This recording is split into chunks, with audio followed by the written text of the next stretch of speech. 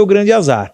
Então, como você bem colocou... Azar numa empresa de imprensa. Não. Então, é isso que eu falar. Faltou assessoria de imprensa no SBT News, azar que eu estou dizendo é que foi o que você colocou. O lançamento do canal, o alcance que ele pode ter, a importância dele da participação da mídia, isso tudo foi relegado a um segundo plano.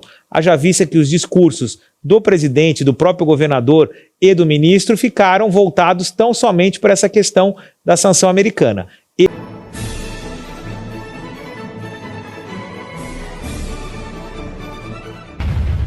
Não, dá, mas eu não aguento. Primeira coisa, eu daria um conselho para o Zezé, mas que agora já é tarde, porque pelo que a gente viu, o especial dele foi cancelado. Zezé, não mistura arte com política. Os seus fãs, os seus espectadores estavam esperando a sua apresentação, seja ele no SBT, na Globo... Não, tá errado. Os fãs dele adoraram, bicho. Então, mas é que tá. Os fãs dele adoraram. Assinado fã do Zezé. Ele não tem que romper com ninguém e tampouco pedir para que não seja exibido um especial, ainda mais de Natal, que é a época do perdão, é a época da conciliação, é a época da união. Então, Zezé, separa a política de arte, você é um grande artista, acho que o caminho não é por aí. Infelizmente, você já falou, a sua fala gerou consequências. E segundo, em relação... Para ele, muito positivas. Não, mas para os fãs não são positivas. Para os fãs também muito positivas. Os fãs não gostariam de ver? Eu gostaria... Eu gostaria de... Não, aqui inventa tudo aqui. E segunda coisa, o SBT deu muito azar e muita sorte. Primeiro, deu muito azar que anunciaram a Magnitsky no dia do lançamento do canal. Então, quer dizer, é óbvio, essa notícia monopolizou e monopolizaria todo e qualquer lugar onde estivessem o presidente Lula e o ministro Alexandre de Moraes. Não teria outro assunto a ser tratado com a presença dessas duas autoridades que não fosse esse. Então, esse foi o grande azar. Então, como você bem colocou... Azar numa empresa de imprensa. Então, é isso que eu falar. Faltou assessoria de imprensa no SBT News, azar que eu estou dizendo é que foi o que você colocou. O lançamento do canal, o alcance que ele pode ter, a importância dele da participação da mídia, isso tudo foi relegado a um segundo plano. Haja vista que os discursos do presidente, do próprio governador e do ministro ficaram voltados tão somente para essa questão da sanção americana. Esse foi o azar do ponto de vista do debate da função do SBT News no espaço de mídia brasileiro. E muita sorte, por outro lado, de ter dentro da sua estrutura, dentro da sua casa, essas autoridades reunidas e gerar todo esse debate que você vê. Passados 3 dias, nós estamos aqui falando disso a todo momento e, óbvio, o nome do SBT vai junto porque todo esse imbróglio, ou pelo menos o desvendar desse imbróglio, se deu com a participação dessas autoridades dentro das novas instalações da casa. Só não acompanhou o Ibope, né? Porque o final de semana... Eu não vi como foi o Ibope. Foi o pior Ibope cantar assim de todos os tempos. Foi um final de semana para se esquecer. Agora, só para complementar... Mas é claro, essa Petrobras, Caixa e Banco do Brasil estão bombando de anúncio lá dentro. Então, agora, essa exigência do público brasileiro de que as emissoras, os canais os portais de mídia, as rádios, tomem um lado político em determinada situação, eu acho que isso é um grande atraso. O Brasil sempre foi conhecido como um país de equidistância e determinada neutralidade, por isso a imprensa brasileira é respeitada no mundo afora e nós temos jornalistas... Vai falar isso na minha cara, mas não é isso, mas não é? Você vai falar isso na minha cara. Não, mas você, veja só, olha só que maravilha você ter uma pessoa que nem você e aqui que eu defendi que você fale tudo aquilo que você pensa e acredita. Você fala isso na minha cara. Podendo falar contra o governo, amanhã a favor do governo, de uma forma livre. Você vai falar isso na minha cara? Sabe quanto que eu gastei com a ação da AGU? Por danos morais coletivos? Não, mas peraí. Essa merda de Messias. E é exatamente contra isso que nós estamos falando. Não, o que eu fui processado... Exatamente contra isso que nós estamos falando. Eu digo, mas você é uma pessoa que tem um espaço para tecer as suas críticas e os seus comentários. Seja nessa emissora ou em qualquer outra que você vá trabalhar. Eu tenho dinheiro para pagar esse monte de ação que o governo põe para me intimidar. Tudo bem, nós estamos falando... Não, isso não tá bom, não tá bem, não. Eu sei que não tá bem. E eu estou dizendo o seguinte, eu estou falando do alinhamento das emissoras. Você tem que ter dentro de uma emissora pessoas que pensem de uma linha A, B, C, D e Z e tenham liberdade para externar a sua opinião. Você não pode ter sanção dentro de uma emissora ou de um espaço para dizer Pavinato não tem espaço, Guilherme não tem espaço. Foi por isso que me tiraram do SBT. Me convidaram e me desconvidaram. Foi.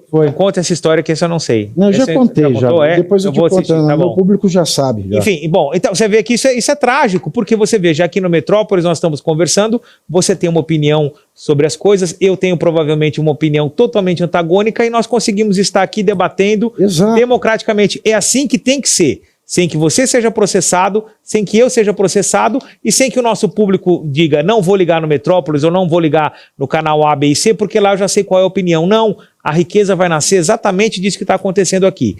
Debate de ideias... Desconvidado do SBT. Foi desconvidado? Não, foi uma coisa, um dia horroroso. Isso, então, assim, eu quero saber essa historinha de pluralidade.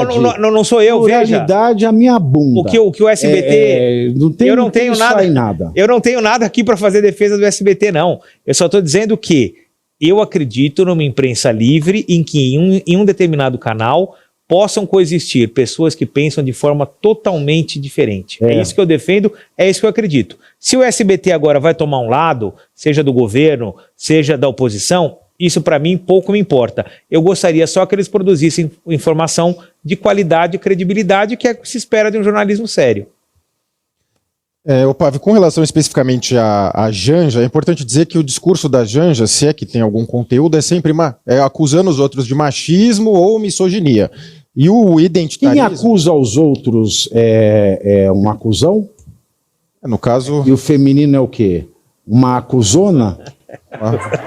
Então ela acusa todo mundo de machismo e misoginia. Na minha visão, esse identitarismo, né, de eu tô aqui por conta dessa situação específica do meu sexo, da minha cor, enfim, acaba sendo um refúgio para incompetentes. Ela está no lugar que ela está em condição do sexo? Do sexo feminino, né? Ela sempre advoga essa tese de que precisa de mais mulheres, enfim, e na minha visão, o identitarismo acaba sendo um refúgio para incompetentes, porque ela só fala disso, dificilmente fala do mérito, fala sempre, é porque tem que ter mais mulher, então tem que ter pelo mérito, efetivamente. E é importante dizer que no Brasil jamais houve uma emissora conservadora ou de direita, nunca houve, sempre houve emissoras, né, que faziam suas críticas ali, pontuais, enfim, mas sempre dependiam do governo pela forma da concessão pública, que é o formato jurídico das emissoras, que ele é feito de propósito para a emissora ficar de alguma forma dependente do governo. Então, essa construção da concessão pública deveria ser repensada. A emissora deveria ser uma pessoa jurídica como qualquer outra. Não precisa ser uma concessão, depender do governo, ter que veicular coisas do governo. Então, essa construção, ela tem uma malignidade ali por trás. Com relação ao Fábio Faria, eu não sei exatamente a atuação dele ali que você mencionou, mas todas as envolvidas ali são pessoas adultas, né, e elas devem arcar com as suas decisões, porque o cerimonial não faz sentido, eu vou pôr o juiz para falar, ele não estava como presidente do TSE, do STF, que já seria um absurdo falar. Mas ele falou. Quem que determinou? Foi a Patrícia, foi o Fábio, foi o próprio Alexandre, falou, eu vou falar, isso para mim não está claro ainda. Vocês não acham que foi uma exigência? E também existe a exigência do Mussolini da Moca também, para a Rede TV, em meu nome. Eu tenho muita restrição. Ora eu tenho a minha restrição é em nome do Mussolini da Moca, ora a minha restrição é em nome do governo Janja. É verdade. A Janja, ela chegou a pedir o Gilberto Gil me processar por ter feito uma paródia de Cálice. É umas histórias muito loucas, bicho. O processo foi do Caetano? Do Gil e do Caetano, né? Mas o Gil e do Chico Buarque. Só uma última coisa que isso que você colocou é muito importante, que a questão do Silvio Santos, ele argumentava ser conservador de direita, mas ele era governista, né, como você colocou, por conta da concessão pública ser muito frágil e depender desse trânsito, né, com o governo. Isso precisa ali na SECOM, essa coisa que a gente bem sabe. Agora, ele sempre foi uma espécie assim de Luciano Huck no quesito humilhação dos pobres. Isso ele sempre fez, né? Topa tudo por dinheiro, joga o aviãozinho, passa aqui na frente do jacaré e ganha R$100, sempre teve isso, da né? casa própria. Da casa própria, enfim, sempre teve esse negócio. O próprio título de capitalização... É o nome dúbio, né? O peão da casa própria. O próprio baú da felicidade, que é um título de capitalização, ele é questionável no sentido dos rendimentos, enfim, isso tudo é possível se apontar. Telecena, que é vendido onde? No Lotérica e... Bancas de jornal. Não, Correio. Que precisa de autorização de quem? Do governo. Agora, ele é um fazedor, ele executou, ele construiu o império dele, efetivamente, que as herdeiras legitimamente herdaram e devem dar continuidade. Agora vai lá o Lula e o Alexandre, eles sempre falam democracia, democracia, democracia, tudo é democracia. Ali o evento era para democracia, eles falando da democracia, Magnitsky revogaram a democracia, estava todo mundo ali falando de democracia. Só o Ricardo Nunes e o Tarcísio que conversaram ali naquele cantinho ali com o Lula. E é importante dizer para o Ricardo Nunes que sim, a Enel tem muita responsabilidade, é uma concessionária pavorosa. Agora, Ricardo Nunes, precisa aterrar os fios aqui de São Paulo, isso é bastante óbvio. A prefeitura está com bilhões em caixa há anos, né? Está com caixa assim sobrando, enterra os fios, Ricardo. Isso é da sua competência, você não consegue aprovar ali em regime de urgência na Câmara Municipal e fazê-lo? Várias cidades do mundo já fizeram e melhorou tanto o aspecto visual quanto efetivamente então, essa questão mais em São Paulo. Você sabe que já está no contrato de concessão, né? Que a Enel deveria fazer. Deveria fazer, mas não faz e ninguém aplica contra. Aliás, a gente tem que fazer lei para mandar cumprir a lei, tem que fazer lei para mandar cumprir contrato. O Brasil ele poderia fazer e depois alguma forma de ação jurídica para a Enel reembolsar, porque o que precisa é fazer. Porque, pô, dinheiro tem. O aumento de IPTU que o Ricardo Nunes me deu, dá para pôr manobrista na Zona Azul. Ali nos Jardins, o valor do IPTU agora, se não tiver manobrista na Zona Azul, com água e flanelinha assim no antebraço, falando assim, posso manobrar, senhor? Não está valendo dinheiro. Então dá para aterrar fio, dá para passar cabo de fibra ótica em São Paulo inteira.